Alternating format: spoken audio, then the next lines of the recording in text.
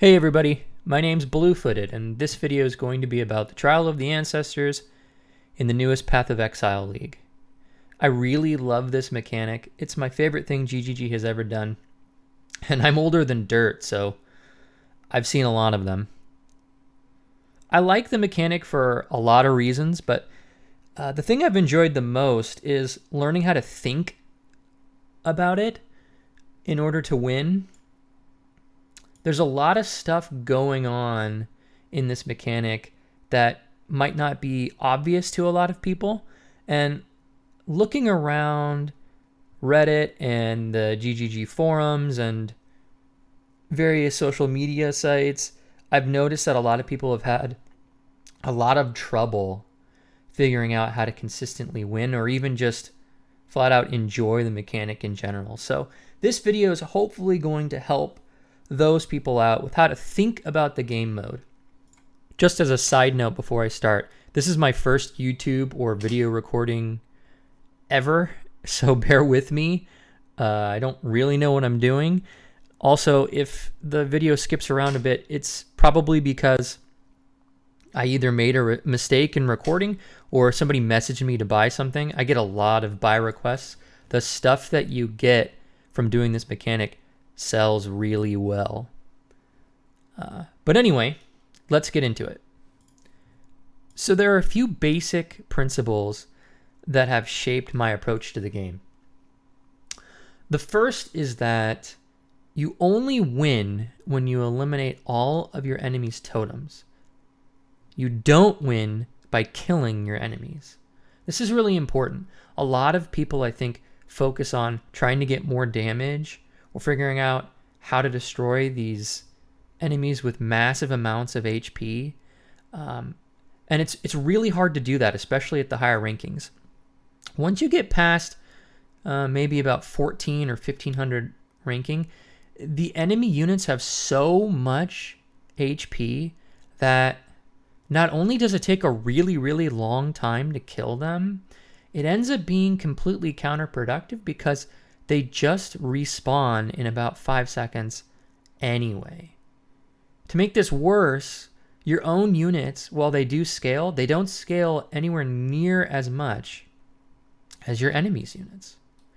So it just becomes this arms race that you really can never win. And that leads into my second point, which is that the game heavily disincentivizes you from building damage or, again, killing enemies. Because the game mode is about destroying your enemy's totems, anything you do that prevents that from happening, that makes it take longer or make it be harder to destroy enemy totems, is something you want to avoid. And so because when you kill enemies, they respawn in their own zone by their totems, killing them is actively bad if you want to win the game. Because when they respawn by their own totems, they'll be closer to defending their own totems. And they're really good at defending their own totems because they're better than your units. So instead, what I try to do is keep as many of the enemy units alive and out of their own zone as possible. Third point is that, as it turns out, even at the highest rankings, your flanker units are really good at doing their jobs, especially if you get high quality flanker units. But even if you have tier 1 chaff in the flanker role, even those units are surprisingly good at killing enemy totems on their own without your help, or at least your direct help. And you'll see that later on as we go through an entire tournament. And my last point is that the single thing that helped me get better at the mode more than anything else was learning how to think about team compositions. Trying to force the same strategy, the same team building every single tournament is kind of a recipe for disaster, because sometimes the game will just not offer you enough value with certain factions so that you end up sacrificing too much to get what you want. For example, a lot of people say that it's a good idea to force Sunset Sages from Ahuana every game as fast as you can. Now, Sunset Sages are a great unit. They're fantastic, and I'll talk about them later. I'll talk about all the units later. But sometimes you just don't get good deals that give you a lot of Ramako favor, and so you end up sacrificing strength in your other zones in order to beeline for Sunset Sages, and you can get into a situation where that really hurts you in some of the mid or later rounds. Instead, I think it's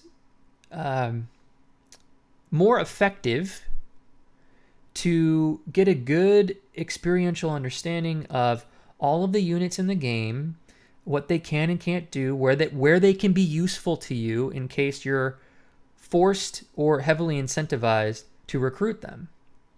I also think that different units can be very useful in different zones on the battlefield depending on what you need. I think being successful at the game comes fairly easily, at least it does to me, when I worry about what I really need at any given point in the tournament rather than focusing on some ideal goal that I want to force every match. Okay, so I'll go over my build, all the items I use, all that stuff, the POB, in a little bit. But first, let's jump in, and I'll talk a little bit about how I approach using my resources, what kind of units I buy, what I'm thinking about at different stages of the tournament, and then how I actually play out the matches. Now, this is round 1 of the tournament. And the first thing I look for in the tournament is are any of the rewards crazy? Because let's face it, that's the reason we're doing this, right? To get fat loot. But in this case, nothing here really stands out. There aren't any divines or crazy rare cards or anything like that. So instead, what I'm going to do is focus on getting as many units as I possibly can. And what do I mean by that? Well, I'm looking at if any of these offerings are giving me enough favor to buy a full unit from that faction. At this point, I don't really care which faction or which units are being offered. All I care is that they're giving me a warm body. Because in the early stages of the tournament, your composition doesn't really matter that much. Mostly what matters is numbers. In this case, let's take a look. So here, let me give an example. If we take this one, we'll get 1 unit from this faction and no units from here, so that's 1 unit. This will give us no units. Like, it'll give us some favor, but we can't actually buy units with it. This will give us 1 unit. This won't give us enough for 1 unit. Here we'll get 2 units, 1, and so on and so forth. So the best options so far are, I would say, Tahanaku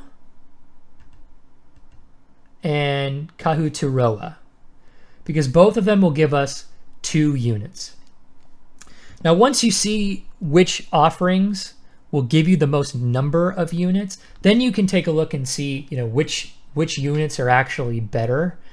In this case, I would say they're fairly comparable, with Tahanaku being a little bit better because the tier 1, the common unit you can get from the Tukohama tribe, is actually quite good. I think they're called Jade Warriors. That's actually a really good common unit. It's one of the best ones in my opinion, just for general purposes. And so in this case, I think that's probably the stronger choice. The other argument to be made here is that the Kahuturoa tribe is probably the hardest tribe to beat, especially the longer the game goes on. And that's because their units hit really, really hard. They overwhelm physical damage reduction, and they also have a chance to spawn the Titanic Shell. Now, by the time you're watching this video, GGG might have patched that and fix it.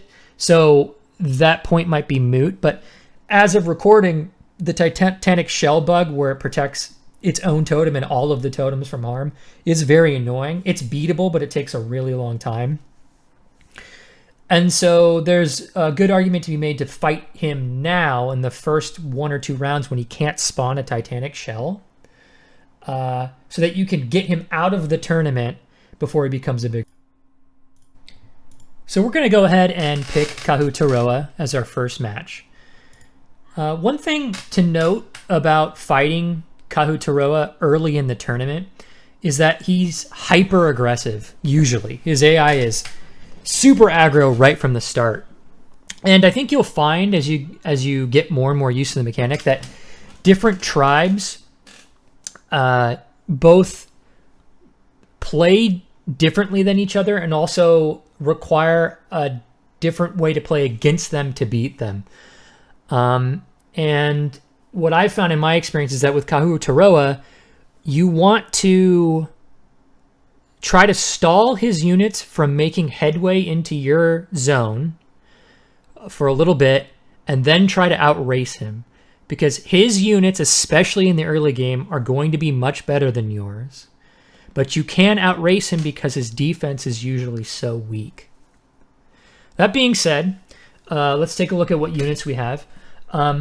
Now, the very first thing to note is that the flanker position is by far the best position in the game. It is the most important. No matter what you do, always fill all 4 of your flanker positions. And that's because, like I was saying earlier, you win the game by eliminating your opponent's totems. And the best way, almost the only way, to do that without taking the totems yourself is by using your flanker units. The good news is the game's AI has programmed your flanker units to be actually really good at their jobs. And if you buy them enough time, they'll do a really good job of taking the opposing totems out.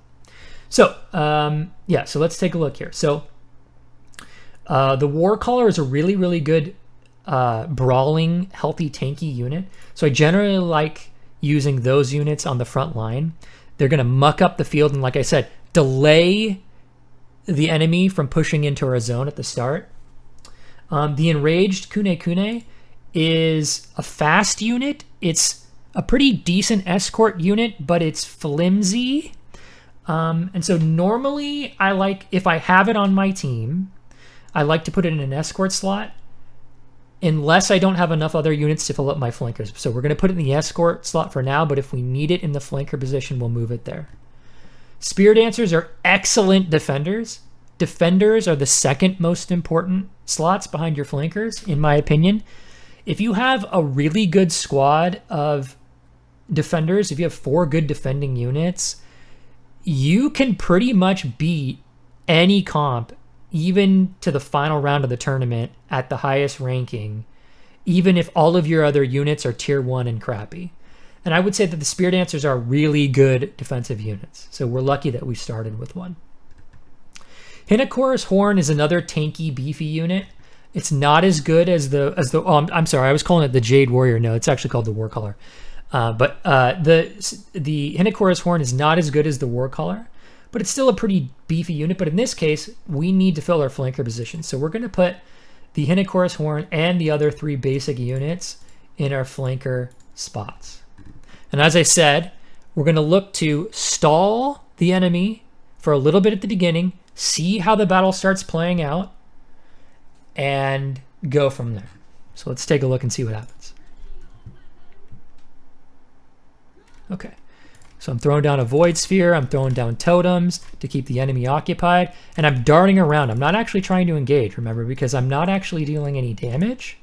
And I'm looking on the mini-map as I'm doing this, and I'm seeing how are my units doing, and I'm looking to see if their units are capping any of my totems. If they are, all I do is run and delay. I'm just running and delaying as hard as I can. And you'll notice, even without any of my help, my flanker units are doing an excellent job of taking out totems.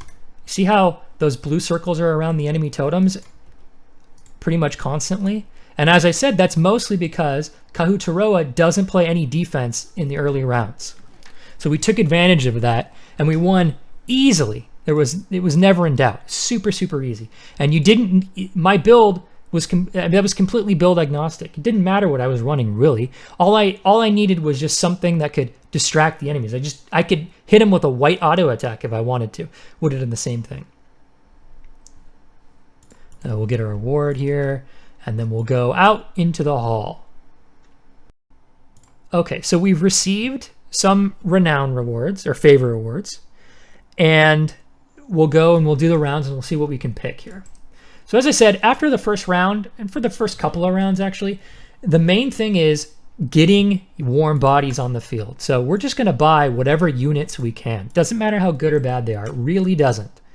Here we can't actually buy a unit, so we're going to hold off on this. Navali always gives a unit. Okay, Mata. Okay, again, another Kune Kune. And okay, so that's all we've got for now. And we don't have enough favor to trade in for any other units, especially good units. So we're just going to go to the next round with what we have. So let's take a look at what the offers are. Nothing crazy. At this ranking, you very often will find divine rewards or better, or multiple divines sometimes, even in the early rounds. But that's not the case this time. So we're going to look at the favor rewards. And again, this is still round 2, so I'm still looking to get warm bodies on the field. There are some exceptions starting in round 2 and 3. If you get an offering of a faction that's really good and has a really great unit, sometimes that can sway me one direction or the other. But in this case, it doesn't look like that's the case. Our favor offerings aren't really high anywhere. So let's see what we got. Yeah, there's really low offerings here. I think in this case, Rakiata is probably the best choice because it gives us one decent unit and a little bit extra favor of a good faction. Whereas all the other options don't do that. Kahuturoa does give a pretty good reward. You can get 2 units and a bit extra, but none of the factions are very strong. And it's generally not a good idea to fight Kahuturoa twice in a row, I've found. Because Kahuturoa's second round is actually pretty nasty sometimes. It can cheese you out. Utula gives you a lot of favor in the Valako tribe, but the problem with the Valako tribe is that I actually think the units for the Valako tribe are the weakest in the game. They do offer the Thunderbird, and a lot of people that I've seen on Reddit and so forth have suggested that that's a really, really, really good unit. It can be good in some situations, but there are a lot of times when it's not very good, and the reason I say that is because it's extremely flimsy. And at this ranking, you'll often find yourself in matchups that stall out for quite a long time, and you need your flanker units to be able to dogfight a little bit and survive for a little while.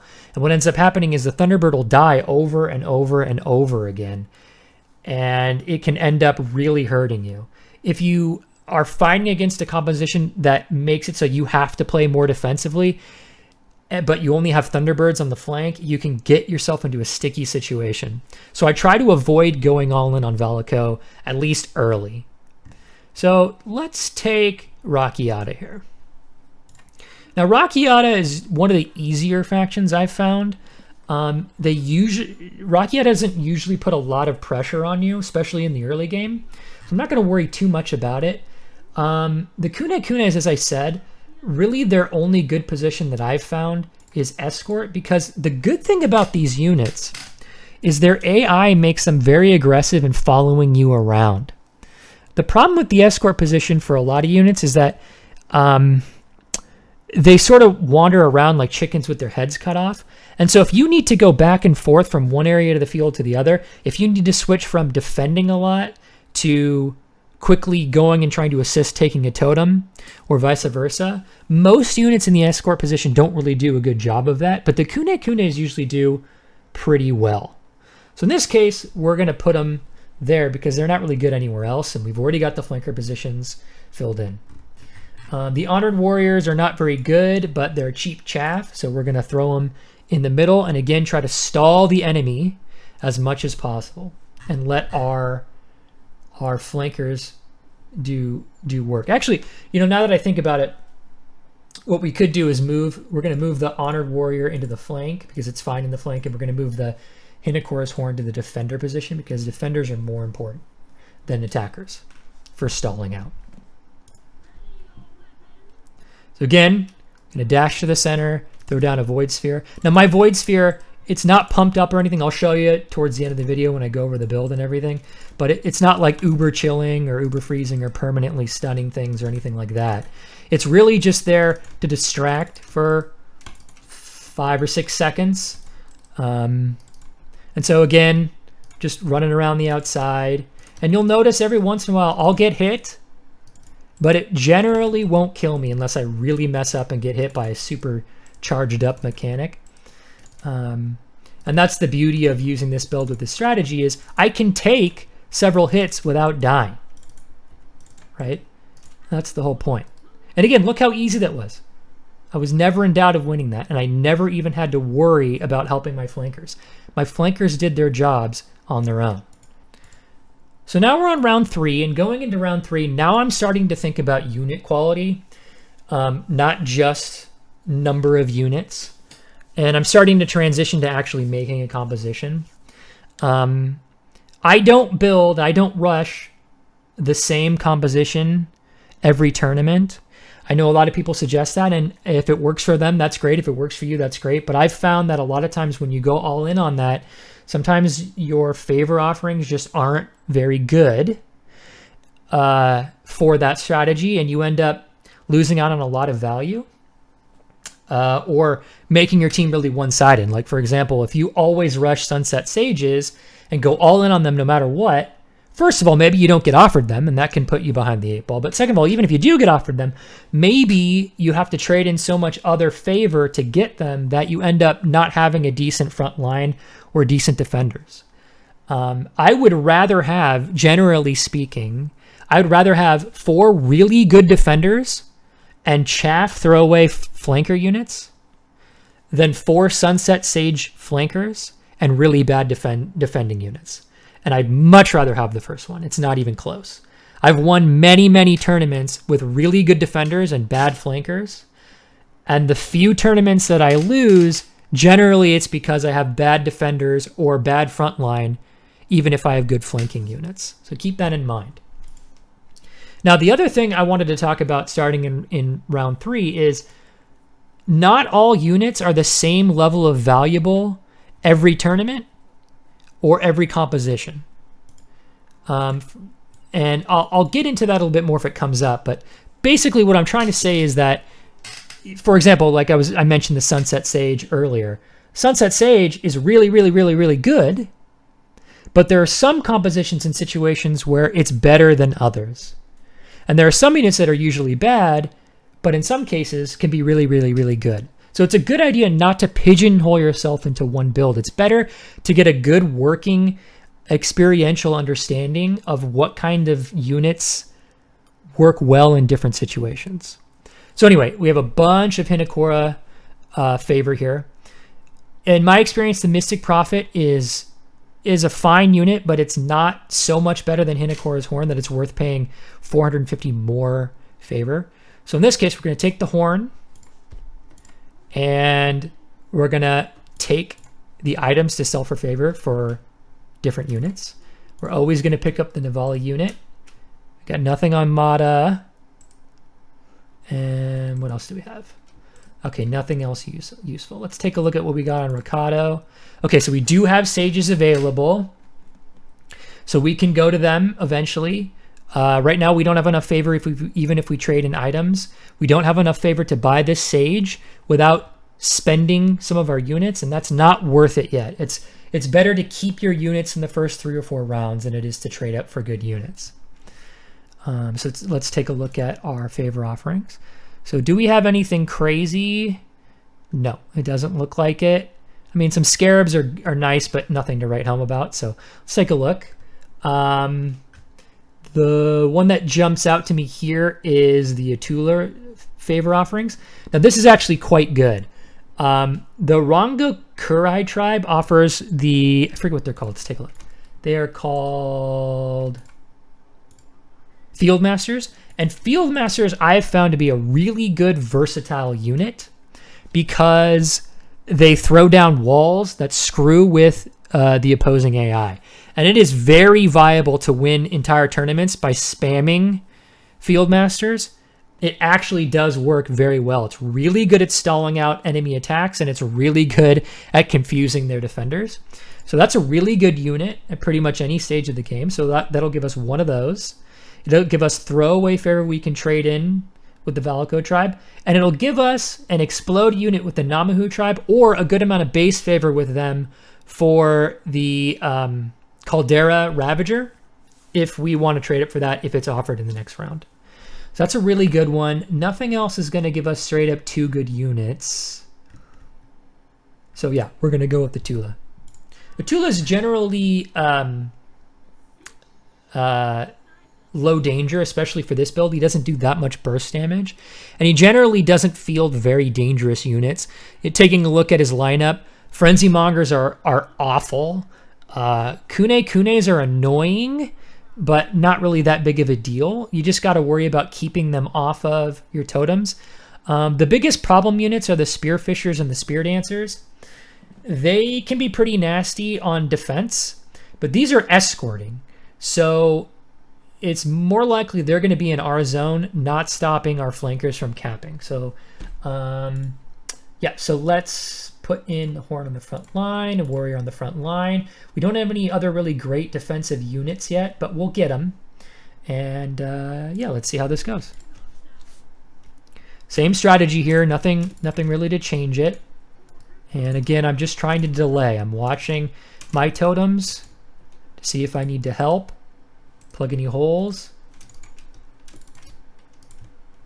I'm just throwing down Taunting Chieftain totems and Void Spear just to muck up the battlefield.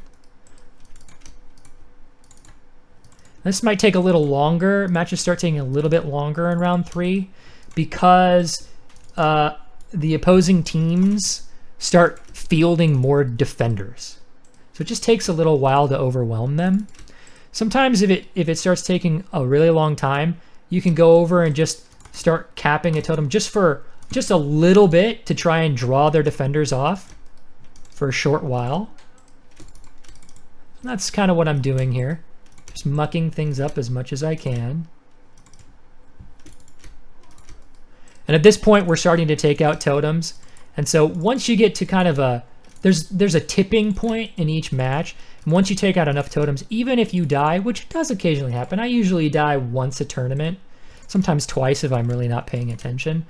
Even if you die after a certain tipping point, it doesn't really matter. And again, look, I didn't do pretty much, I just very quickly tapped one of the opponent's totems very quickly. Other than that, I didn't help my flankers at all, and they destroyed the enemy team. Just took a little while. That's it. But I was never in any danger of losing. I was never in any danger of dying, right? And I can come help clean mop up now. And that's the beauty of this strategy. You don't really have to worry about dying. You don't have to worry about outplaying. I'm a millennial. I'm slow. I have a very smooth brain. The whole point of this is to help me not have to outplay the AI when we actually get into the matches. Okay, so we're moving on to the next round now, round 4, and we'll do we'll make the rounds again to see what units we have offered. So we have 600 here. Okay, so Ravagers are being offered, and I'll go over all of these units more in depth towards the later part of this video. But for right now, just know that Ravagers are really good, but the more you have, the worse they are because they're not super tanky. They're really good at stalling out the enemy, but they're fairly flimsy, I have found, especially at higher ratings. We could buy a Fire Breather unit here. In fact, I might do that after we take a look at what else is being offered. But it might be worth it to wait and buy a Ravager. So let's just see what else we have. I got our Navali unit. Okay, We get a Field Master, which is really exceptionally good.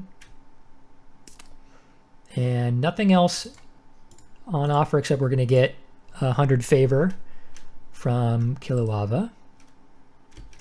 Okay, so let's take a look at this. So we can sell for 400. So we can buy a Ravager unit here. So yeah, we're going to do that. And now our front line is looking really, really, really strong.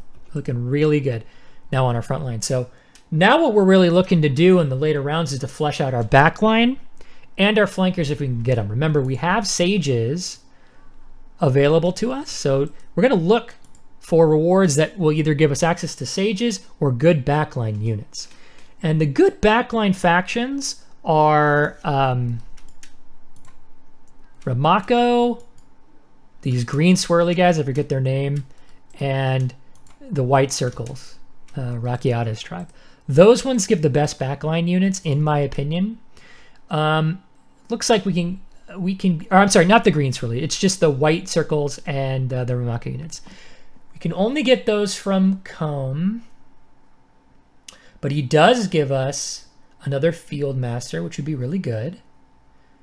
This would give us really good frontline. Namahu and Tukahama give good frontline units, but like I said, our frontline's looking really good right now. But it is offering Gilded Torment Scarabs. So I would say that it's between Hanaku, Utula, and Combe. But if we're going to go for frontline, I'd rather take Tahanaku than Utula, so Utula's out. It's between Combe and Tahanaku. I think because the reward's actually pretty decent, we will go for Tahanaku here. Tahanaku, again, is not a super dangerous tribe, but I found that their rounds go a little bit long. But again, we should win just by mucking up the battlefield. We can put a Ravager in. Field Masters, I've found, get the most mileage in the flanking position because they really screw with enemy defending units. So we're going to put that in there. Honored Warrior on defense. Honored Warriors are terrible in defense, but it's better than not having anything there. So we're just going to put them there for now. So here we go. Tahanaku does have like a weird laser beam sometimes that can one-shot you out of nowhere. But it's pretty rare, I've found, and even if it does hit me with this build, most of the time I still survive it. But again, same strategy applies. I probably will not be in any danger. I'm just running around in circles.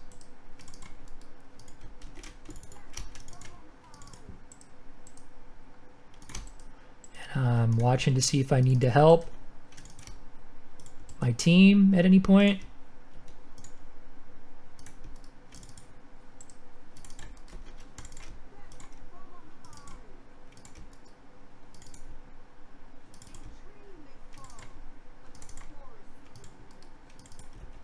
Let's see.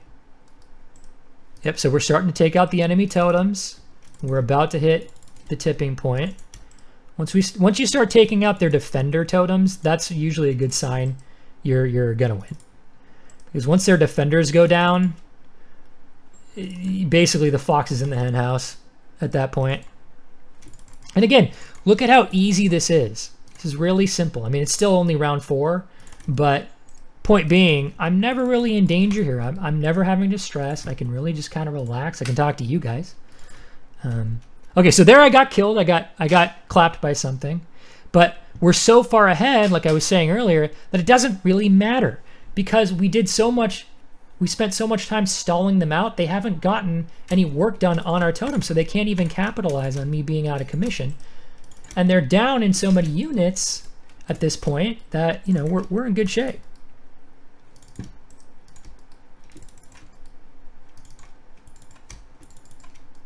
And if I was a better player, you know, I could be darting around and being more evasive and never get hit at all, and wouldn't have any issue at all. So here we can just mop up. These are annoying, the death guide totems. They're annoying, but I mean, when you use a strategy, you get them at the end. It doesn't really matter. Just sort of a time waster.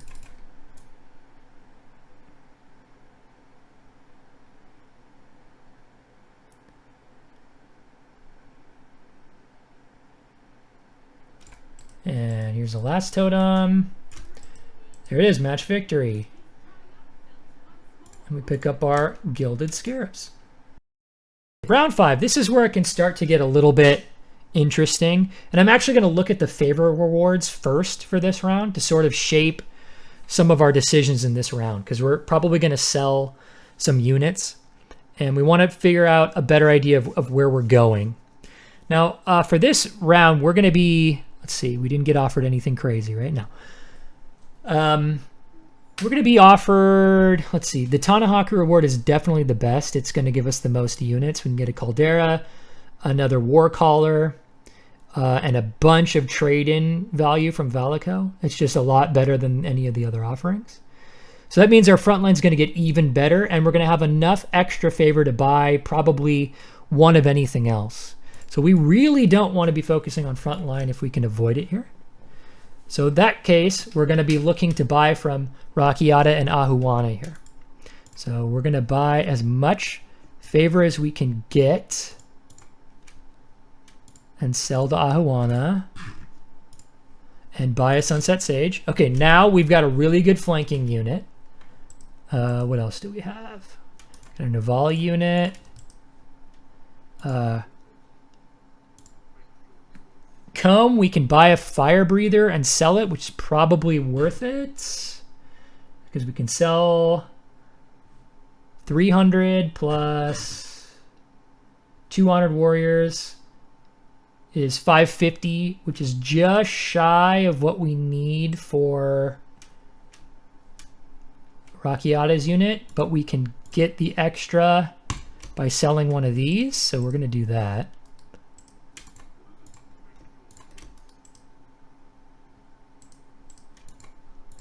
So we sell that, we sell Fire Breather and 2 Honored Warriors to buy a Spearfisher. Spearfishers are excellent defenders and attackers. And we get another War Caller. And boom, we're in really good shape. We got a lot stronger this round. And again, we're going Tahanaku. Still shouldn't be that much of an issue. So Sunset Sage goes right into the flanker position. War Caller goes on the front line. Spearfisher goes in defense. And now I want to talk about a couple things here. The Honored Sage is actually a really good unit that I haven't heard anybody else talk about. The Honored Sage is really, really good. Reason being, it freezes enemies, and it's really pesky when it's in a defender slot. It's really good at stopping units from capping your back totems, and if it freezes an enemy, the enemy AI has a tendency to stop trying to cap your totem and instead chase after the Sage. That's fantastic. I would actually say that the Honored Sage is one of the best defender units in the game. So we're going to put that on the back line. And we have an extra Honored Warrior we're not even going to use. And look, we're already up in numbers on the enemy team. So we're right out of the gate. We're at a big advantage here. They don't have any turtles. Nothing really crazy to worry about here. So yeah, we're just going to get into it.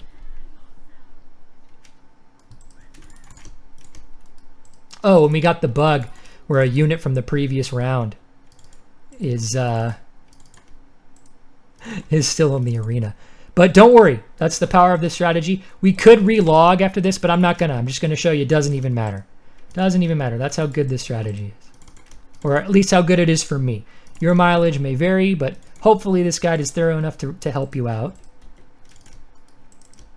Again, same strategy as always. I'm just looking to see where they're starting to cap my totems, and wherever that is, I go and I plop down my taunt totems. Now, the taunt totems don't permanently taunt.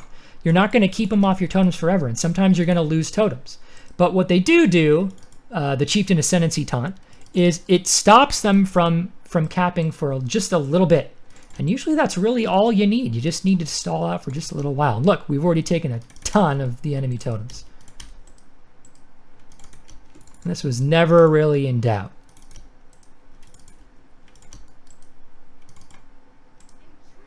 And so every round I'm evaluating what the strengths of all my zones are. Like I've been mentioning, our attackers are really, really strong right now, so I don't need to worry about that. Our defenders are okay. They're mediocre. We've got some sages, we've got some smear maidens or whatever they're called. And so we're okay on defense. We're not panicking. Our flankers are pretty weak, except we have one Sunset Sage, which is fantastic, and we're gonna probably get another one this round. So we're actually looking all right in all three zones. All right, we collect our reward.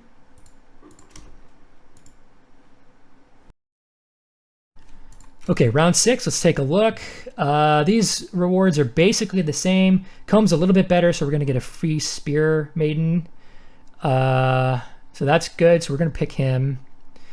And let's take a look at what we got. So we got Kilowava, that's another 500 favor.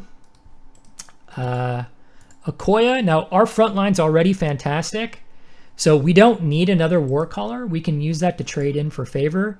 But let's see what else we got first. Again, Ravagers are really good, but they're less good the more you have. And we already have a great front line. On Warriors, basically free. And yeah, so in this case, let's take a look at our units here. Our front line is really strong. We've got a Ravager, a Warcaller. We can slot a Fieldmaster in there, a Hinocor's Horn. 2 Hinocor's Horn, another Warcaller. Yeah, our front line's already really good. So we're actually going to be buying these units just to sell them so that we can get what we actually need at this point, which is let's see, what's the best way to do this? Sell 2 Honored Warriors. Sages and Spearfishers is what they're called. So yeah, we're gonna sell the Thunderbird and Kune. All right, we're gonna fight Comb, and let's see here. So we're gonna put a Spearfisher instead of the Horn. We're gonna put a Sage in for the Warrior. Warcaller is better than the Horn. And we're looking really strong. Other team doesn't have anything crazy. Their defense is good with 3 Ravagers. But I found what happens with enemy teams when they have Ravagers on defense is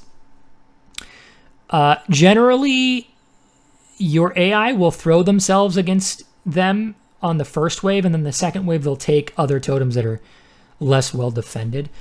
But we'll see what happens. This deep into the tournament, I'll often have to start helping out capping.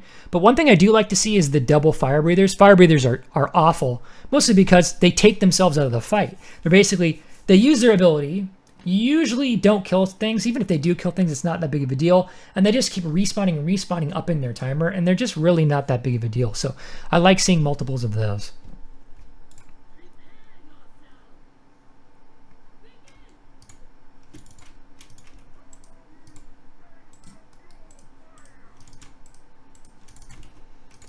And this time we, and see, I took 2 hits there because I'm bad, but I still didn't die because that's how tanky the build is. Most other builds, they take a hit like that, they're dead and they're respawning.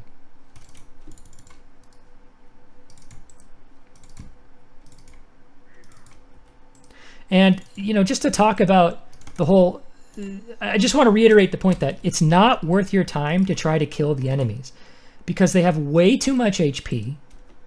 And even if you do kill them, if you go like a huge, crazy, you know, Jungroan 100 million DPS build, okay, that's good and you'll kill stuff, but the enemies just respawn anyway.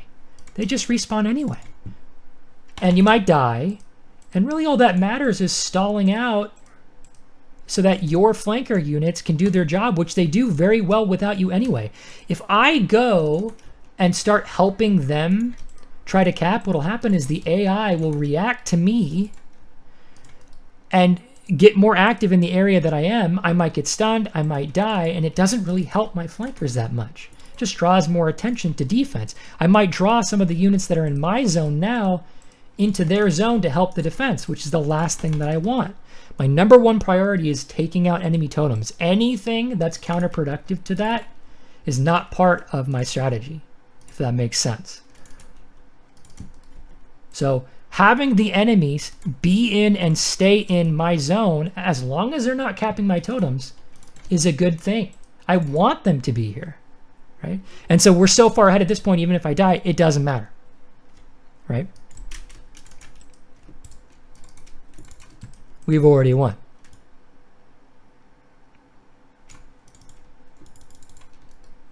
And I think if you try this out, the strategy and build out, you'll find that you're so tanky that up until about 1600, 1700, you will never die under any circumstance. You just never die.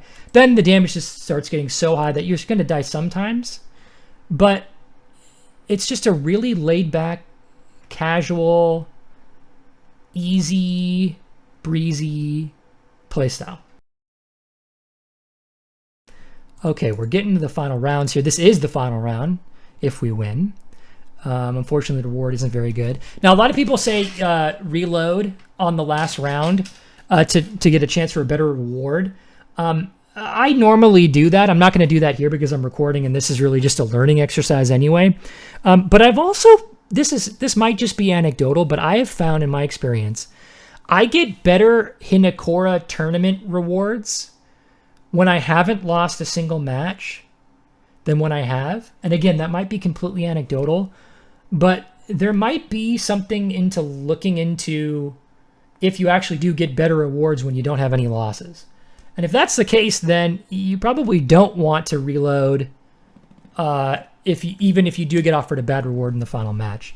Now here, our team comp is so strong, we're probably going to win no matter what we do. And Mata is a fairly strong opponent in the later rounds because they can get turtles.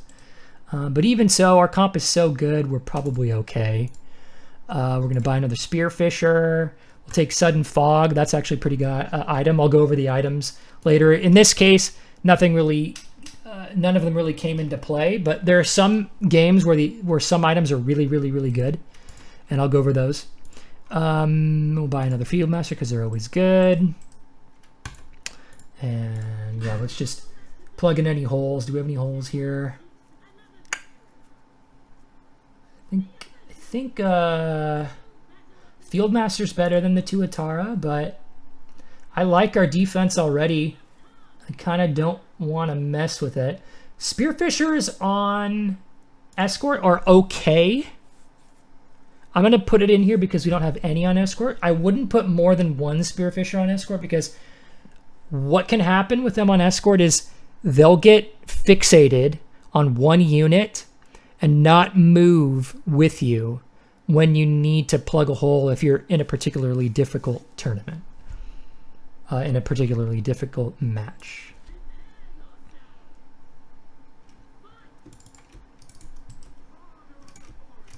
Okay, so here again, I'm just trying to delay them. This comp's a little annoying because they have a lot of animals on the flankers position that are going to try and constantly cap.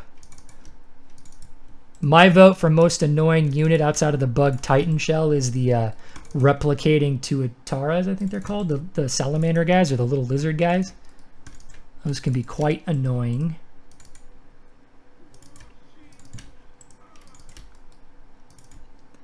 But look, we're already starting to take out totems. They haven't taken any of ours yet. Again, it's mostly just area denial, plugging holes. These Toa shamans are much better for the enemy than they are for you because they have a tendency to stay on, they stay capping your totems even if you try to mess with them. Sometimes they don't, but sometimes they do. Like this guy, yeah. They'll have a tendency sometimes to just stay on the totem no matter what, and sometimes you'll just lose a totem to it. Not much you can do about it.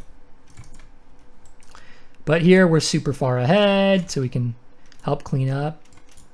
And normally I start helping with cleanup much earlier. It's just focusing on doing a YouTube video. I kind of get fixated on what I'm doing at the moment. So there you go. That's a full tournament.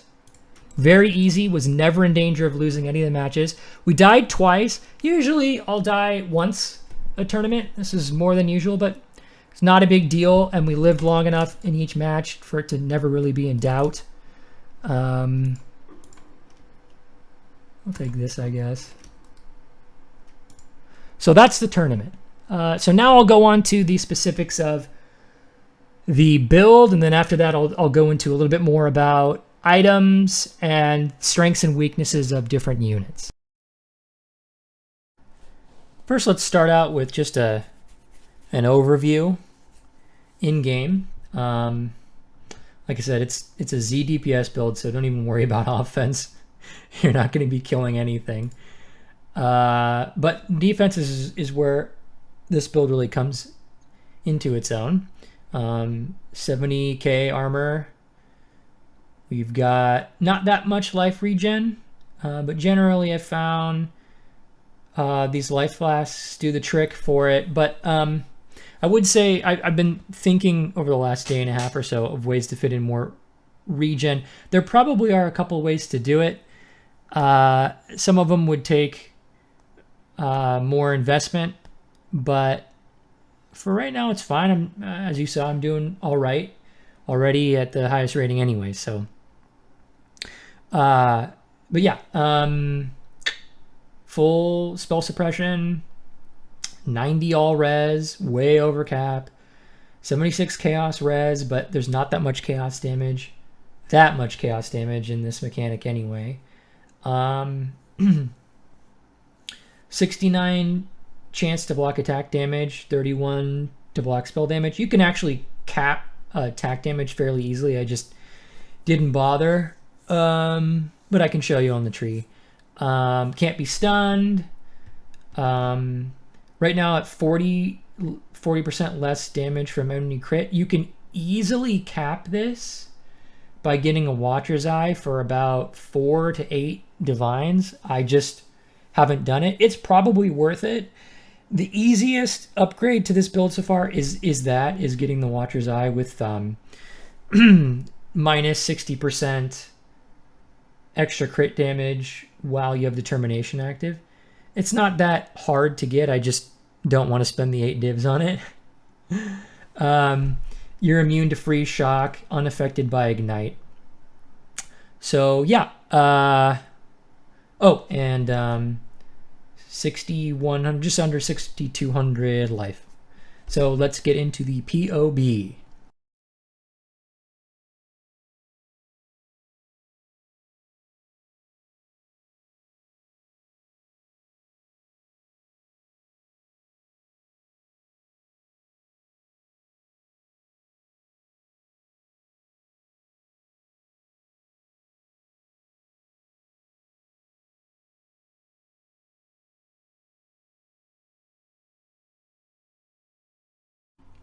Before we start with the POB, I just want to say I'm not a build crafting genius. I'm sure there are many people, probably even you watching right now, who could make a better build or refine this one to a much greater extent than I could.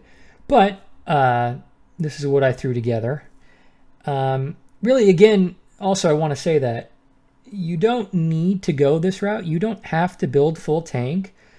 I know a lot of people online have been saying that they're really upset because they feel like they can't play the mechanic without building specifically for it. I personally don't have a problem with mechanics like that. I love stuff like that. I love deep delving builds. I love builds that you have to build specifically for Sanctum. And I love Tota specific builds. But I can understand where people who don't like those things are coming from. And I will say that you can pretty much get all the way to rank 2000 by playing the way I showed you previously in the video. You're just going to die a little bit more, and you have to be a little bit more careful at the start of the fights. Really, the whole mechanic revolves around learning how to play around, what favor offerings you get, what units are available to you, and learning how to play differently against each of the different opposing tribes. I think running a very tanky build or very evasive build makes it easier, but it's not necessary, is the point I'm trying to make. So, anyway, without further ado, let's get into it. Huge effective hit pull. You can take a max fizz hit of 42,000, huge elemental max hit, pretty good chaos hit. Nothing in Tota will ever hit you for more than this of chaos damage. In my experience, I've never died to a one-shot from chaos damage. And usually when I do die, it's not from one hit, it's from 2 hits that are both big in rapid succession. Even the times that I died in the demonstration that I showed you, they weren't 1 taps, they were 2 taps. But anyway, yeah, so we go Chieftain. You only need 3 Ascendancy nodes. We take filler crap for the other 2, but Tessalio and Valico, everybody knows, are just ridiculously strong defensive nodes. And I actually personally think that Chieftain at this point is tankier than Juggernaut is, purely because Tessalio and Valico give you so much freedom on item choices and so many extra affixes. And it makes it so much cheaper to gear as well. And I'll show you this entire build, I think, well, we'll go over it, but it's not very expensive at all. It's definitely less than 10 divines, and I think it's significantly less than that, but we'll go through it. The third node that's important is the totem node, because it makes your totems taunt for 4 seconds. And this doesn't actually work out to be a full 4 seconds in the actual mechanic, but it does grab monsters' attention for a little bit, which oftentimes pulls them off of channeling your totems, which is really all you need. Yeah, and it also keeps the monsters off you a little bit, which is a positive. Anyway, we start by picking up a bunch of life on the tree. As you can see, 186%. And we make a big focus on going toward the left side for the Red Nightmare. I bought this at 2 divines. I don't know what it's at now, but it gives you a ton of block. It gives you 46% block chance, and it stacks with fire resistance, which you want to stack anyway because you're a chieftain. We're going to pick up all the max fire resistance nodes. We are stun immune with unwavering stance. We take a bunch of reservation efficiency. This mana mastery is important. We get a cluster node. In this case, I got the haste has 50% increased mana reservation, but you can do the same thing for determination or grace. Again, a bunch of life nodes. We get spell suppress capped by taking these nodes here, suppression over here, suppression over here. And then we get the rest of our suppression on gear. We take Mage Bane as well. Again, more mana reservation efficiency. We run Watcher's Eye. The mandatory one is physical damage from hits taken as fire while you have Purity of Fire. Again, as I was mentioning earlier, you can replace this with a different Watcher's Eye that has the Purity of Fire mod and also the Determination mod that reduces damage you take from crits, and that is a really good big upgrade. That would make you significantly tankier. We run an Impossible Escape for the Runebinder node, and this is super cheap. I bought this for, I think, 14 chaos. Basically nothing. But it lets you allocate up here to give you Sovereignty and Safeguard, both of which are pretty useful, I've found. And yeah, I think that really covers all the bases. I'll put the POB in the comments below. Is there anything else? So you take the crit damage reduction down here. Oh, we take Iron Reflexes because we're running Grace, because there's a bunch of extra armor. And we have Evasion on a bunch of our gear because we're running Suppression gear. Getting to the items, nothing here is expensive. The weapon is literally just for the sockets. That's it. The shield, you want, so basically on all your gear, anywhere you can fit it, you want as much fire res as possible, and chaos res if you can get it. On the shield, you want reservation efficiency, and then as much life and fire res as you can get. I think I bought this shield for 50 chaos, but that was near the beginning of the league. I don't know what it would be now. I'm not a crafting expert, but I do not think this would be expensive. The helmet, I bought a helm with the Void Sphere enchantment for cooldown recovery. And then I crafted the rest myself. It was not expensive. It took me, I think, a grand total of like 80 chaos to craft. I don't even remember what I used. I think I used greed essences, not even the highest tier ones, and then crafted a Coral's helm mod on top. Again, not very expensive. And then I just used blue Ichors to get the damage from hits taken as lightning damage mod influence. Lightning coil, I got a +1 all max res lightning coil, but the important thing to note here is it does not have to be 6-linked. As you can see, it does not have to be 6-linked. So this was not very expensive either. I think I got this for 50 chaos because, again, you don't have to 6-link it. 6 sockets is good. I think bare minimum you need 5, but this shouldn't be that expensive. And also, if you just want to buy a normal lightning coil, 6-socket it, and not even worry about the corruption, you can. Very easy to get around. I'm using it just to get to 90 all res, but you can very easily get around it by putting an extra tattoo on your tree. Gloves. This did get a little expensive, if I recall. This was, you just want life, res, and spell suppress. I think this ended up costing me like 80 chaos, I think. You can also roll it yourself. It's not that difficult. Just keep rolling. Oh, you actually need dexterity on this. So roll dexterity essences until you get spell suppress and life, really. Let's see.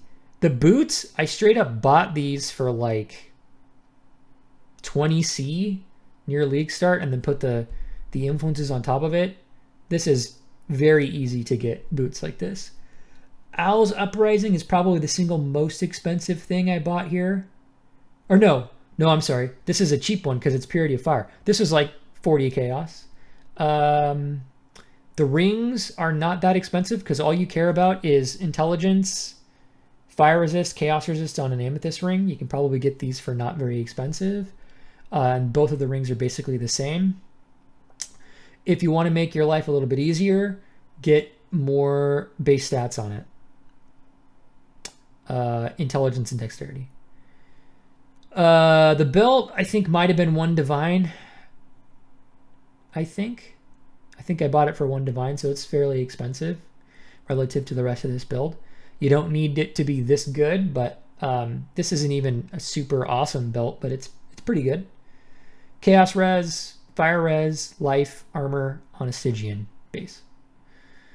The jewel, all that I care about here is intelligence and max life. The other 2 stats don't really matter, although cooldown recovery rate is nice, but you don't need it. You just need intelligence and life. Flash, run whatever you want, but I run 2 life flasks. I probably should run a 3rd over 2 quicksilvers, but it's really not that important. The cluster jewel is just mana reservation efficiency with any of the nodes for haste, determination, or grace that give you mana reservation efficiency. Not expensive. Red Nightmare was about 2 divines. I'm not sure what it's at now, but that's going to be probably the most expensive thing in the build. Watcher's Eye. This one I got super cheap for like 40 chaos. It will be much more expensive if you also want to get the determination mod. As I said, I think they're anywhere between 4 and 8 divines. And then again, the Impossible Escape was 14 chaos. Super cheap. So those are all the items. For skills, we've got Grace, Haste, and Determination all in the shield for more mana reservation efficiency. We're running Purity of Fire and Arctic Armor in any socket you've got free. We've got Temp Chains, Cast and Damage Taken, and Molten Shell. This is very minor, really. It doesn't really come into play often, but it's better running it than not. Frostblink, Tempest Shield. We've got Stormburst totems on a 4-link with multiple totems and life tap. Everything that costs mana, we link to life tap because we got no mana and no mana regen, but we got a ton of life. And then Void Sphere, we got Void Sphere, Anomalous, increased area effect for the most area effect possible, life tap, and increased duration. I'm not chilling anything with this. I'm not stun locking anything with this. It's just to try and group things up in the middle just a little bit. As you saw, it's not, I would argue that it's not really abusing Void Sphere, but your definition of what cheese is might be different than mine, but I respect any builds who can clear the content. However you want to play is fine. This is how I've been playing, and it's worked out fairly well. Let's see, calcs. Okay, so yeah, again, we've got 72,000 armor, 90 max res all, 69 block. Oh, you can get more block by anointing for block instead of ironwood. I like ironwood because it makes my totems live a little bit longer, but I'm kind of lazy because I anointed this a couple days ago. It's not mandatory. You're probably better off anointing for block or for spell block or even life, really. Yeah. What else? Yeah, you get crazy max hits here. Again, you're immune to stuns. This says 90% spell suppression. I don't know why POB is saying that. In game, it's 100%. But I've gone through my configurations and everything. I can't figure out why it's saying that. Yeah, the mana gets really, really, really tight. But if you do everything here, you can get there without running an Enlighten and without running a Tattoo. And yeah, that's the POB. I think finally to wrap this up, I'll talk a little bit about the units, their strengths, their weaknesses, when I like to pick them, and the different factions. Oh, two things I forgot. First is to get more block, attack block, you can take 2 points here over to Diamond Skin, and that'll cap your attack block. And then the other thing is, I forgot to link on the POB, I forgot to link Temp Chains and Molten Shell to Life Tap. You do actually need to do that. And that's my cat Benjamin. He's very upset that I've been spending so much time on this YouTube video. Okay, on to the other stuff. Let's go over all of the units for each of the tribes one by one. So first is the Namahu tribe. Namahu.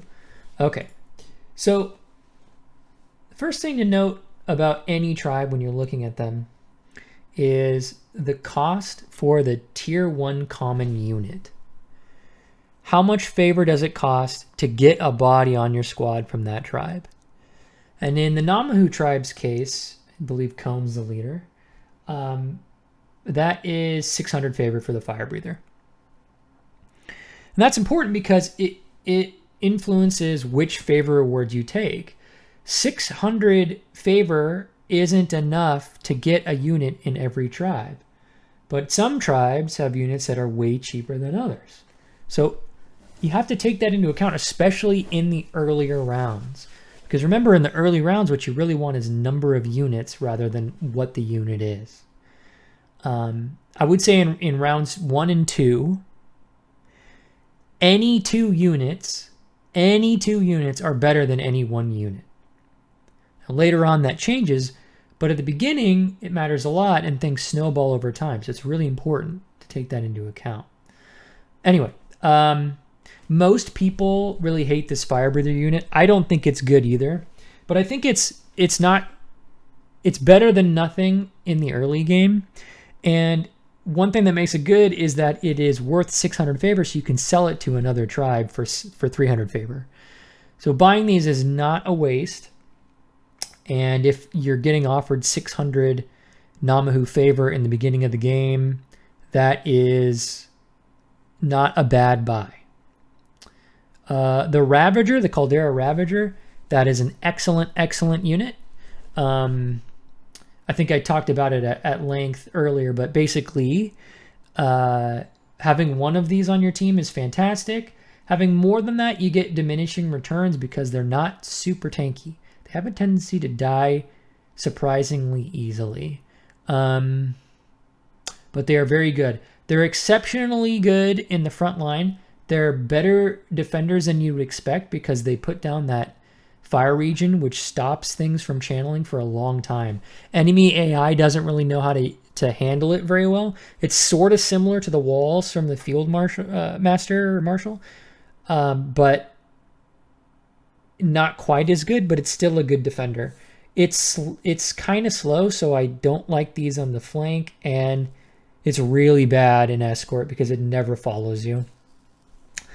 The Demolisher is really bad. Itself is fairly tanky, but the fact that it costs 1400 favor really hurts it. There's basically never a situation where I would rather have a Black Bark Demolisher for 1400 favor rather than 2 Fire Breathers, even if I end up selling them to another tribe. It's just not good enough for its price. So that's Namahu. Next is Rakiata. Is that how you spell it? Tessalio. There we go. Okay, so Tessalio has a lot of options. Interesting thing about Tessalio is that it has a 400 cost unit, and normally just the fact that the unit is so cheap would be good. The problem with this unit is that the Spearfisher is fantastic and not that much more expensive than the Tuatara. This is probably the one instance where I would advise holding on to your favor and not buying the Hook Tuatara in round 1 or 2, because the Spearfisher is that much better. Spearfisher is so good. It's also a common unit, so it's always offered. It's really good on attack or defense, and you can even use it on the flank in a pinch, and as an escort. It's a really versatile unit. When I'm playing, I like to favor versatile units because they can go into any comp, and later on in the tournament, when you know what your weaknesses are, you can plug a Spearfisher that you bought in round 1 or 2 into that weakness and shore it up. I think any role, any of the 4 roles other than escort, if you have 4 Spearfishers in it, you're going to be at least moderate. You're going to be at least good enough to clear the tournament. So I really like that unit a lot. The Riptide is an interesting unit. It's pretty good at defense, but the problem is it's not better than the Spearfisher. There's never really a reason to buy it. The Spearfisher has a way of avoiding damage that the Riptide doesn't. Spearfishers live a long time, no matter what zone you put them in. And that's one of the things that makes them good. The Riptide doesn't have that. It has better base stats, but it ends up dying more frequently than the Spearfisher. And the Trawler is just too expensive for what it does. The Trap doesn't end up really doing anything useful because oftentimes the enemies will be on your totems anyway, and at higher ranks it just doesn't do enough damage to justify, and quite frankly you don't want to kill the enemies anyway. So it's just another matter of just not being worth its cost. Okay, Arohungui. Okay. This I think is probably the weakest tribe in the mechanic in the trial, and I say that because none of its units are particularly stand out. The one decent unit it has is very expensive. This Tuatara is really bad because it's no better than the basic Tuatara you get from Navali, but it costs 500 favor. This Moon Dancer is horrible for the player. It's super slow. doesn't really do anything useful, and costs 1800 favor, which is way too much for the effect. It lives a really long time. I've tried it. Nothing can ever kill it, but it doesn't end up actually doing anything useful for you. Remember, you're trying to stall out the enemy. This doesn't really do that. The enemy will just move to a different totem, and this ends up doing nothing over the course of a fight. Lunar Turtle is extremely slow. Same problem as the Moon Dancer, really, but even slower than the Moon Dancer. It's terrible, also costs way too much favor. Now, the Tide Caller is a decent unit, especially if you get specific items on it. It has a couple of issues. One, it's very expensive. 900 favor is a lot. That in and of itself means that I generally use it rarely. But if I already have it on my team or I start with it, for example, I'll use it. It is a useful unit, but it has the problem of its windup for its ability is very slow. And oftentimes it will completely whiff on like 50 to 75% of the times it uses its ability. So it spends a lot of time doing nothing productive.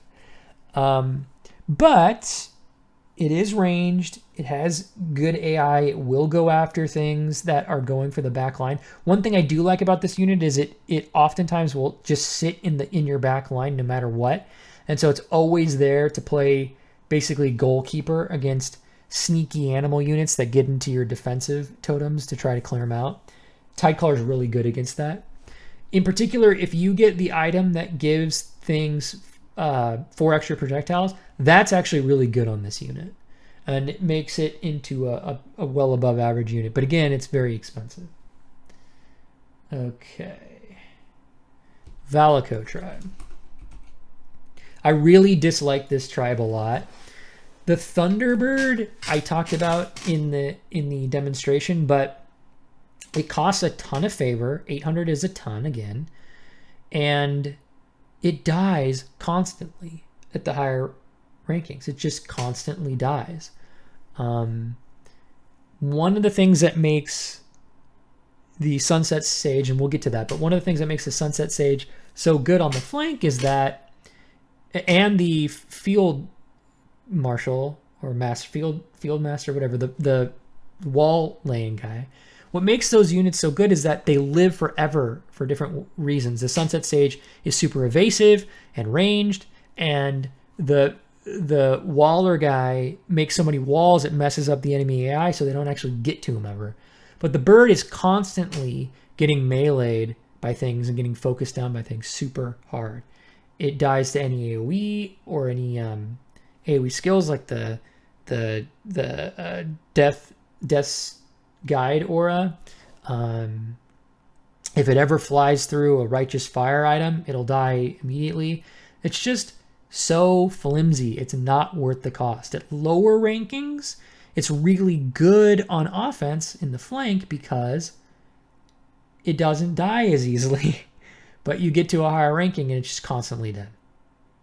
Stormguard is a pretty good unit, but it costs 1100 favor, and you're almost... The problem with this unit is for 1100 favor, you could sell that for 550 favor to another tribe that has a unit that's going to be probably better at what you need in the moment than the Stormguard is.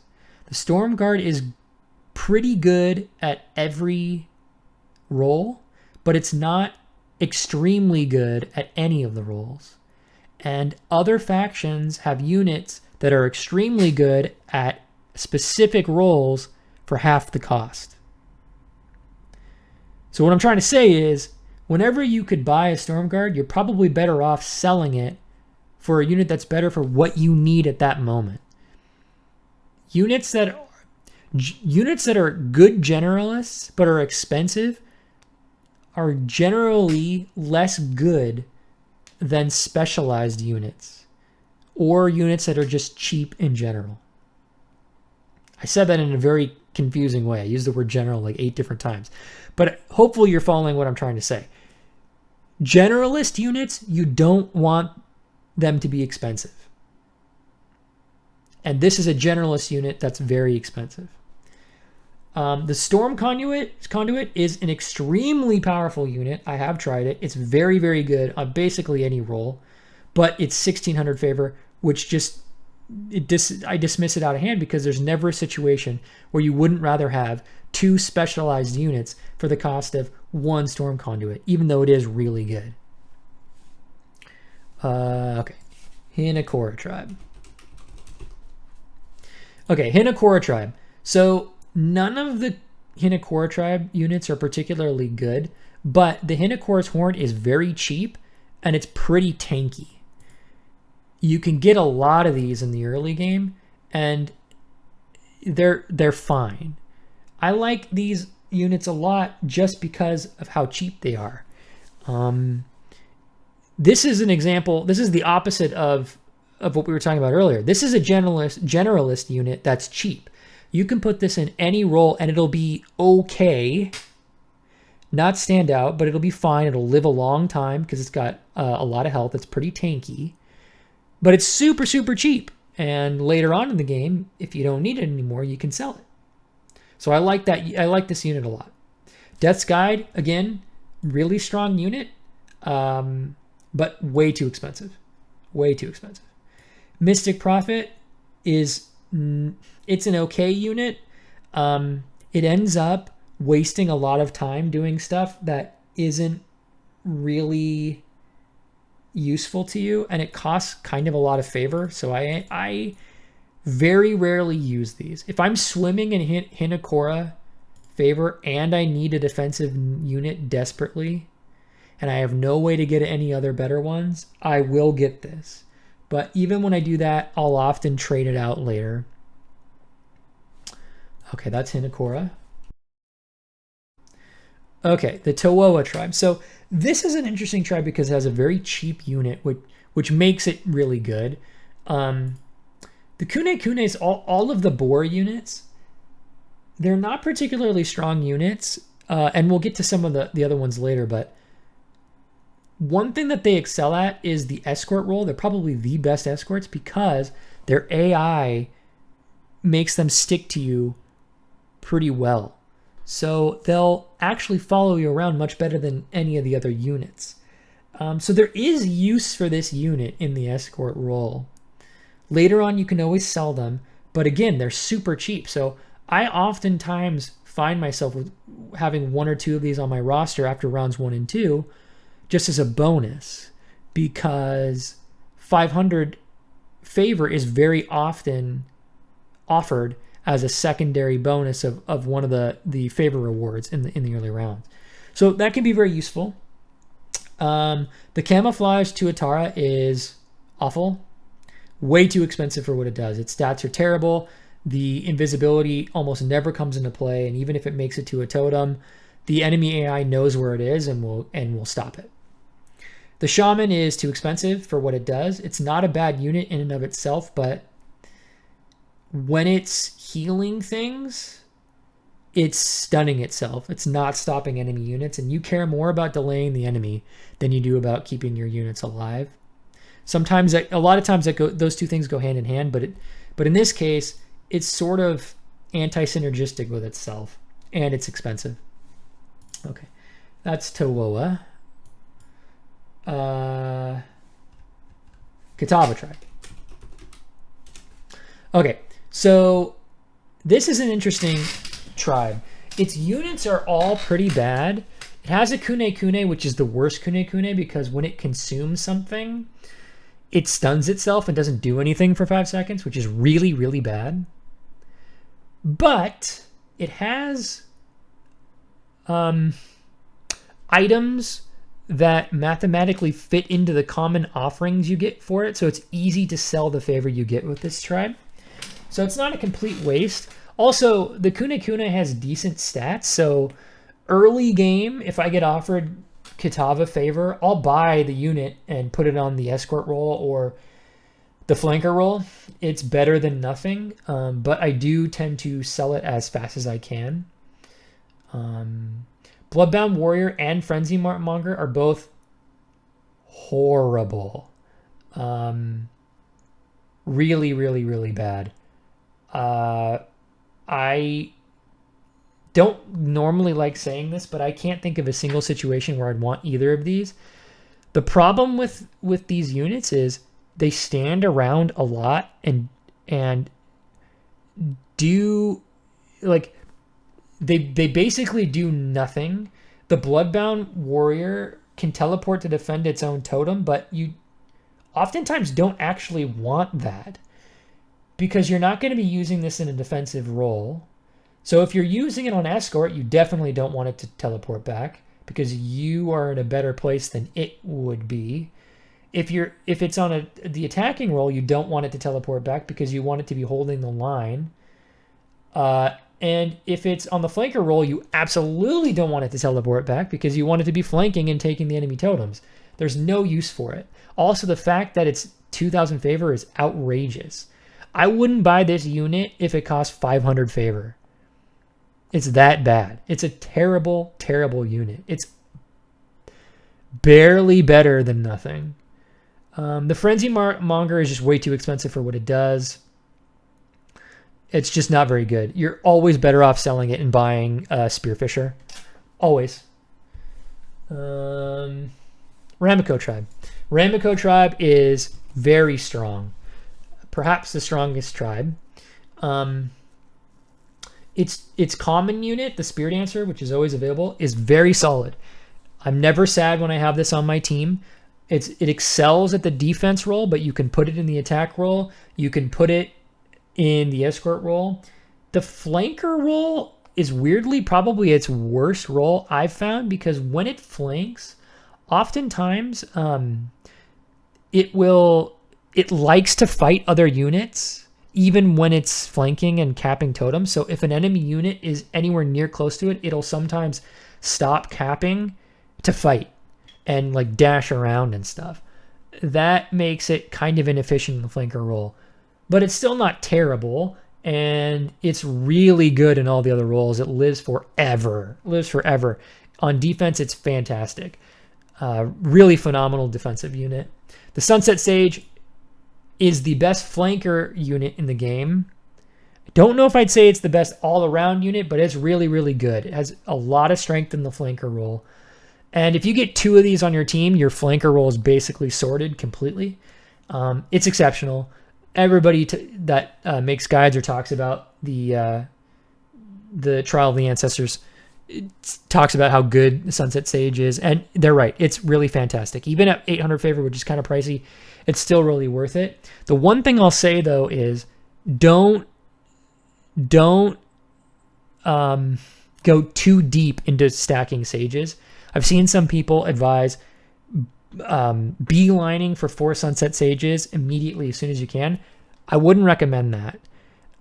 Sometimes it'll work out, but it risks you being so weak in the other areas of your team that if you get to a really defensive team, you can lose because the enemy can hold out long enough where if the rest of your team is weak, if your defenders and attackers are weak, they'll outcap you. But it is a fantastic unit. Just make sure that your team is balanced. Don't go 4 Sunset Sages without making sure your front line or defenders are sorted. The Autumnal Archer is actually a pretty good unit, but it costs a ton of favor, and the Sunset Sage is just better. It's just better. So you never really end up buying this because the other 2 units are better for cheaper. Yeah. Okay, so that's Ramiko. Love Ramiko. They're really good. One thing I'll note about Ramiko, though, is I've found that it's probably the rarest favor. I get offered less Ramiko favor than any other tribe, and I wonder if that's by design. It might be. I'm not sure, but it is the rarest favor. Okay, Tuko Hama. These guys are really underrated. I actually think every unit in this tribe is good for different things. The War Color is the cheapest, really good frontline unit. It's really, really tanky. This thing lives forever. I'm not really sure why, but even in my hardest tournament, even in the hardest RNG rolls for tournament matchups that I've gotten, the War Colors end up being all-stars. They just they just never die. I think also the buff for Onslaught is really good when you play in my particular strategy, because it ends up hitting everybody on your team that's relevant, and it makes your defenders a lot stronger, especially if you use the ranged defenders. So I really like the Warcaller a lot. I think it's a fantastic unit. I think it's undercosted. It's also a common unit. It's always offered, so you can't ever go wrong taking Tukahama Favor, especially early game. That being said, I think Jade Hulks are also really good, but they're very similar to the Caldera Ravagers. I wouldn't recommend ever having more than one in any one zone on your team, because they're not super tanky, weirdly enough. I think it's because they stand in one place a lot for a long period of time, and they do get killed by the more dangerous tribes, like Kahaturoa. So yeah, I don't think it's a bad unit at all, but oftentimes I'd rather just get the Warcaller because it's cheaper. Yeah, you can take a Jade Hulk if you're really worried about a super defensive tribe. Jade Hulks are actually pretty good against super defensive tribes because they take aggro really well. So you can put them in the flanker role or the attacker role, and they will eat up a lot of enemy attention. I've found that to be really useful against super defensive tribes. So there is a use here. They're pretty expensive, but they're situational. Jade Crafters are really strong. This is one of the few expensive units I would consider buying sometimes, because its ability is absolutely ridiculous. It's really, really good. And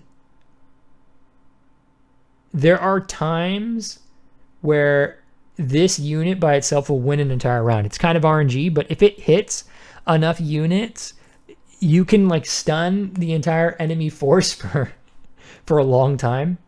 So I like the unit. I only buy it if I'm absolutely swimming in Tukahama Renown, but that does happen sometimes. I'll usually buy it late game if I just want that cherry on top. But it's kind of a win more unit, really. By the time you're ready to buy a unit like this, you're probably already going to win anyway.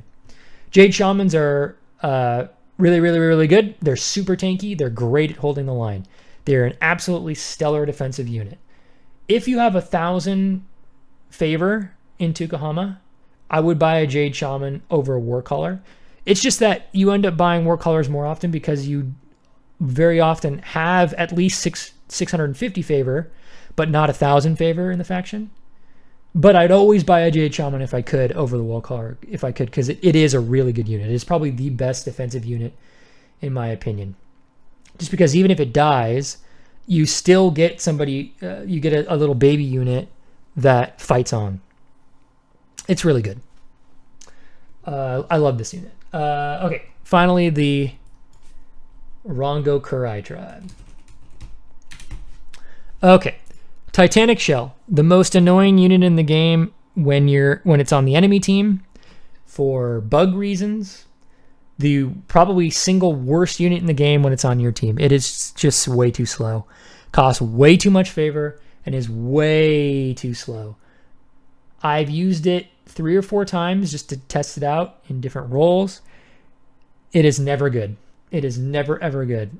It doesn't do anything useful ever. It's awful. I would not buy this unit if it was 100 favor. Put it that way. It's that bad.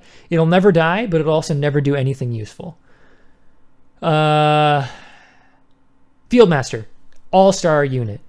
Fairly cheap at 600 favor, but it's extremely good. It's pretty tanky.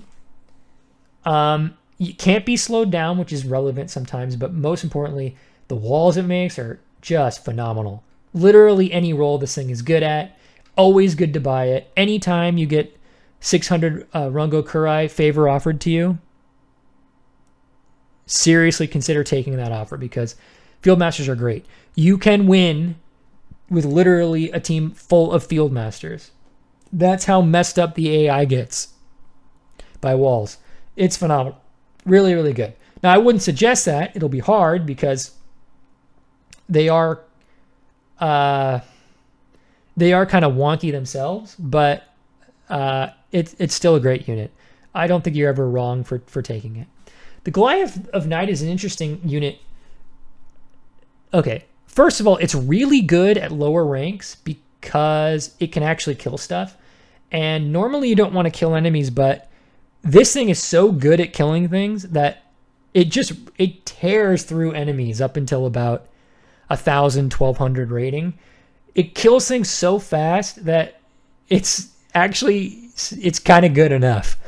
But once you get past that, it's just sort of a tanky unit, and you're always better off buying a Fieldmaster.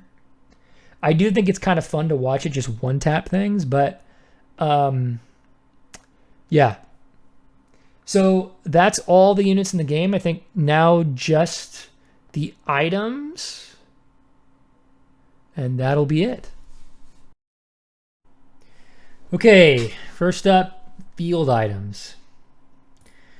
So I've tried all of these out, and the problem with these idols is that you've got two cases for their use, right? First case is you put it on the field, it goes off, and then you don't have it anymore. In which case, it's kind of bad because the favor you invested in it is gone, and it's not permanent. You don't have it for later rounds.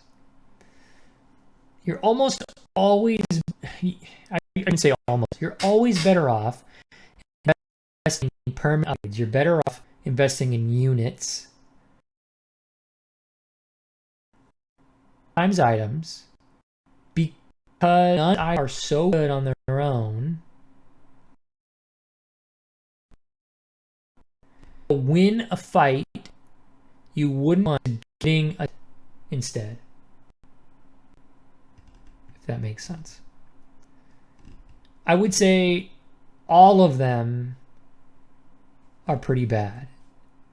If they changed it so that you just kept the idols, you couldn't sell them for favor, but you kept them every round, some of them would be quite good. The freezing one, the one that freezes, I think it's, where is it? It's the first one. The freezing wave idol, that one's like really, really good. There are a couple other ones that are really good. The revival ones can be good in some situations. The buffing ones can be really good, but it would only be useful if they actually stuck around. The fact you only get them once is really bad. It's a non-starter for all of them. So moving on to equipment. Okay, now equipment is really interesting because equipment has to be really good to be usable because of the opportunity cost you have of not buying an extra unit. In a strange way, the later in the game you get, the better equipment is, because the more likely you'll already have enough units to fill your entire board, and that you'll have good enough units to have a good base in all four zones. At the beginning of the game, almost no equipment is good enough to where you wouldn't want to sell it if it means you could get another unit. But let's go through it. Oh, another thing about equipment, which is going to be a recurring theme here, is, again, you don't want to kill your enemies. I know that's counterintuitive, but yet again, it's bad to kill your enemies because they'll respawn in their own base, which makes it easier for them to defend against your flankers. You want the enemies near your base, or ideally midfield, but your base is better than their base because you can keep them from capping your totems, but you can't stop them from stopping your flankers if they're in their own base. Okay, so Umu Coals. Hits always ignite, all damage can ignite. Here's the problem. You don't want to kill your enemies. Even though it makes the enemies have 10 extra seconds to their revival time. It still puts them in the enemy base. You don't want to kill them.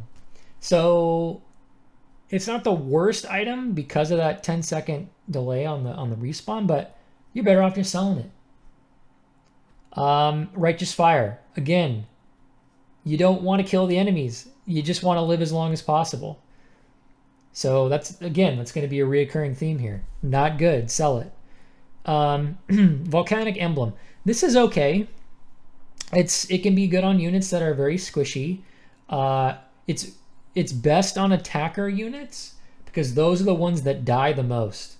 And those getting back into the fight faster can be very useful. It comes on the Namahu tribe units, so it comes on Caldera Ravagers very commonly. And it can be very useful in them because those die a lot. So if it means you get one extra spawn of the unit throughout the course of the fight, that can be worth it. But you have to weigh it against the cost of 150 favor for another faction.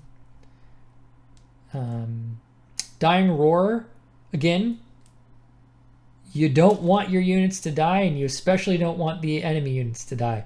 So and it increases the time for your unit to revive. So this is horrible. It's very, very bad. Actively makes your team worse. The Bolas, these are pretty good. They're especially good on Spearfishers because Spearfishers stick to targets and are ranged. And you can end up pinning really annoying animal backcapping units with these items. It can be very useful. Inky Infusion is great. I like it a lot, especially later in the tournament. Put these on a Sunset Sage and you will absolutely tear through the opponent's base. Really good item for very cheap. It surprises me how cheap this item is. And it's also good because it comes in a tribe you'll often have extra favor in anyway. Because you often take rewards for this tribe, and the Spearfisher unit, which is the standout unit for this tribe, is cheap. So yeah, you often can take this item. It's really good. Sudden Fog is okay, but it's not worth 100 favor for another tribe. It teleports around and puts down smoke clouds, and sometimes you'll get value on that from the flanker position, but it's just not good enough in my experience. I've even tried it on the attacker role thinking it might be good, but it doesn't really make that much of a difference. Use it until you can sell it to make the difference to get enough to buy another good unit. That's what I would say. Sea Charm. Okay, Sea Charm is actually really good on defenders. Really, really, really, really good. But it's also very expensive. It's never worth buying outright. And I don't think I've ever actually seen it appear on a unit that you can buy with it. Selling this for 250 favor, if you somehow get it on your team, early in the tournament is almost always worth it, but later in the tournament, if you happen to have this, it's a good item. It really, really slows down the enemy team if you put it on the right units. It's just very expensive. Silver Ward is useless. Completely useless. Does not make anything that much tanky here. And it's just sell it for 75 favor. Shield Ground Trail is useless. Sell it. Lunar Grace, useless. Sell it.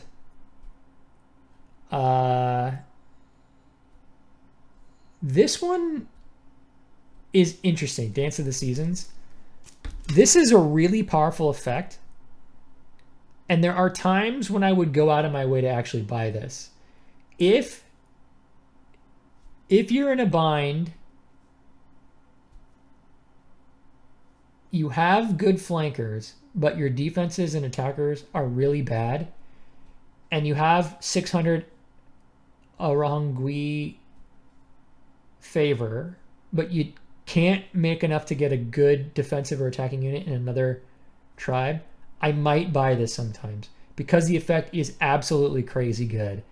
The freeze effect is really strong. And if it goes off on things that are capping totems, when the units come out of the freeze, they'll often not try to cap the totem again. I'm not sure what causes that, but yeah, the item is really good. It's just very expensive.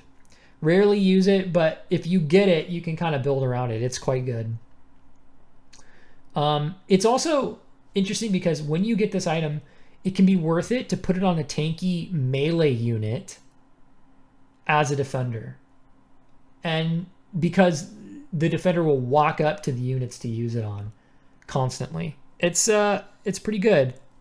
Pretty good. The periodic freeze isn't super frequent, but it's enough that it definitely makes a difference. Okay, lightning rod is my favorite item. I love this item. This item is crazy good, and it stacks. If you get this on 3 teammates, your defenders are crazy strong. It can win the game on its own.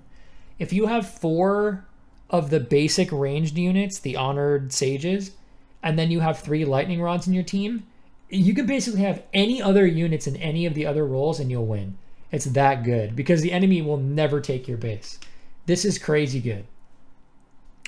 Yeah, and it's only 200 favor. I love this item. Fantastic. I go out of my way to buy it. This item really should cost 600 favor. It's that good. I would buy it instead of a unit sometimes if it costs 600 favor. That's how good it is. Whale-Tooth Bangle is really bad because proximity shield is good, but the 50% increased damage taken is horrible, and the unit just ends up dying way more often. It's not worth it. The only exception to this is the Thunderbird.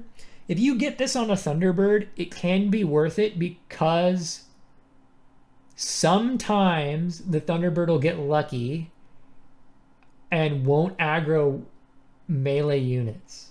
And then it can take towers really fast. But other than that, I wouldn't recommend this item. And you're probably better off just selling the Thunderbird and this item anyway for a better unit. Lightning Thorns is useless. Again, you don't want the enemies to die. Tidal Charm is very good. This is an item that I would buy if I have extra favor, especially late. It makes your attacking units, the ones that are trying to stall and soak damage, really tanky. Put this on a Warcaller and it'll never die. It just lives forever. Birthing Spoon is a decent item, but it's not worth 150 favor. Cyclic Bauble. Increased cooldown recovery rate. There's probably some way to break this, but I'm not smart enough to figure it out. Somebody out there will find something to break, but on all the units I've tried it on 6 or 7 of them. It just doesn't make enough difference. It's not worth 75 favor. Death Chimed. Completely useless. Reason being, if you're in a situation where this would make the difference between winning and losing a round, your team is really, really, really bad. You don't want to find yourself in the position where you need this to win. I mean, it's not good. Hindering nearby enemies can be good, but I tend to not like this item because it costs 300 favor. And I think in the walkthrough that I went through in this video, I bought this item and just didn't even equip it because it just really doesn't make enough of a difference. If you're min-maxing, and when I min-max and I don't have to worry about explaining things and talking for a video, I would probably equip this if I have it because it isn't useless, but it's not worth 150 favor. Amber Burgeon is pretty good, actually. It's a pretty good defensive unit, but only on your super tanky units. I wouldn't put this on like the Caldera monster or the Jade Hulk, but I would put it on a Warcaller or the Jade Warriors. They're very good on that. It's also good on like a Hinakora's Horn. Spiritual Growth is an interesting item. I thought it was going to be really, really good, and I tried it, and it just doesn't seem to make much of a difference. I'm not sure what's going on with it. Maybe it's bugged. Just reading it, I would think that it would be really good, but like I said, I don't know. It just doesn't seem to do anything. It's strange. Anyway, Bone Juju is interesting. If this was a really cheap item, like if this cost 150 favor, I'd say it'd be really good. Because you can take advantage of it with the like attacking units like the Caldera Ravager and the Jade Hulk. But being that it's 500 favor, I don't think it's worth it. Dreamcatcher is interesting. Does have a use, but not good enough to be worth more than 150 favor. Victory Feast, terrible. You don't want to kill your enemies. Utula's Promise, terrible. You don't want your totem to be taking damage. And if your totem is taking enough damage for this to be relevant, you've got bigger problems. Jaw Clamp Earrings, terrible. None of your flanker units ever really care about this. Noxious Fumes, again, you don't want your enemies to die. You want them to regenerate. Eternal Pursuit. Horrible. You don't want your units to die, and the movement speed never really makes a difference, even on your flanker units. Because even if they get to where they're going faster, enemy units are there usually. So either the enemy ignores you or they don't. Or you overcome the enemy units or you don't as a flanker. And this doesn't actually help with that. It just makes it more likely that your flankers die to their defenders. Queen's Inspiration, you and nearby allies have Tailwind. This is very good. I do think it's worth 250 favor, but I wouldn't go out of my way to buy it. It's sort of a luxury buy. Reason being, Ramico units are so insane that 500 Ramico favor is like a big ask. Spear Dancers or Sun Dancers or whatever the ranged Ramico unit's called, and Sunset Sages are so good. You're better off just spending 500 favor towards those units. If this was on a weaker tribe, I might say go out of your way to get this because Tailwind on everybody is actually really good. Sunblot Band. Okay, skills fire 4 additional projectiles. This is an interesting item. I would never go out of my way to buy this on its own, but it often will come on other units that you're buying anyway. It comes a lot on the Spear Dancers and a lot on the Sunset Sages. In that case, I will keep the item on my team. I very often put these on the Honored Sages. Honored Sages with Sunblot Bands are crazy strong defensive units. They will lock down the enemy team for a long time on their own. So this item is really good if it comes on another unit, but I wouldn't go out of my way to buy it on its own because you're better off just buying the really strong Ramico units. But it's a very good item. Sniper's Gambit. Bad, you don't want the enemies to die. Ancestral Defiance is interesting. The Onslaught is bad, but increased armor and evasion is kind of useful. So this can be useful on Hinokora's Horns, War Callers, Jade Warriors. This is actually not worthless, but I think in most cases it's worth it to just sell. Massive Chisel. Okay, this is another interesting item because while it is very expensive, I have tested it out. And if you put this on a Sunset Sage, it is crazy how fast a Sunset Sage will take an enemy base. I actually do think if you have very strong flankers, it is worth it to buy this item outright because that's how fast you'll demolish enemy bases. It is kind of insane.